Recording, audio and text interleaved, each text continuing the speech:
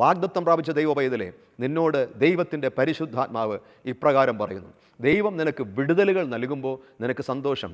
പ്രതികൂലങ്ങൾ വരുമ്പോൾ നീ പലപ്പോഴും നിരാശപ്പെടുന്നു, ആശങ്കഭരിതനാകുന്നു, അല്ലെങ്കിൽ പിറുവിറുക്കുന്നു. എന്നാൽ ഒരു കാര്യം ഞാൻ പറയട്ടെ, ഈ ആശങ്കകളും പ്രതികൂലങ്ങളും ശത്രുവായവൻ നിനക്കെതിരെ കൊണ്ടുവരുമ്പോൾ ഒരു കാര്യം നീ ഓർക്കണം. നീ വാഗ്ദത്തം പ്രാപിച്ച ദൈവ പൈതലാണ്. നീ മറുകരയിലെത്തും, നീ വാഗ്ദത്തത്തിലെത്തും. നിന്നെ തകർക്കാൻ നോക്കുന്ന പൈശാചി ശക്തികൾ തകർന്ന് ഉടഞ്ഞു കിടക്കുന്നത് നീ കാണും.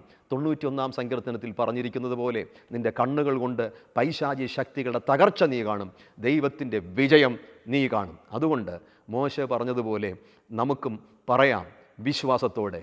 എന്താണത്? പുറപ്പാട് പുസ്തകം 14-ാം അധ്യായം 13-ാം വാക്യം, ഇന്ന് കണ്ട മിസ്രയീമിനെ നീ ഇനി ഒരു നാളും കാണുകയില്ല. ഹല്ലേലൂയ! വിശ്വസിക്കുക, നീ മറുകരയിലെത്തും. ദൈവത്തിൻ്റെ വാഗ്ദത്തത്തെ നീ പ്രാപിക്കും. ഇടയ്ക്ക് വരുന്ന പ്രശ്നങ്ങൾ കണ്ട് ആശങ്കപ്പെട്ട് ഭാരപ്പെട്ട് പിറുപിറുത്ത് ദൈവസന്തോഷം നഷ്ടപ്പെടുത്തരുതേ. കർത്താവ് നിങ്ങളെ മറുകരയിലെത്തിക്കും. God bless you.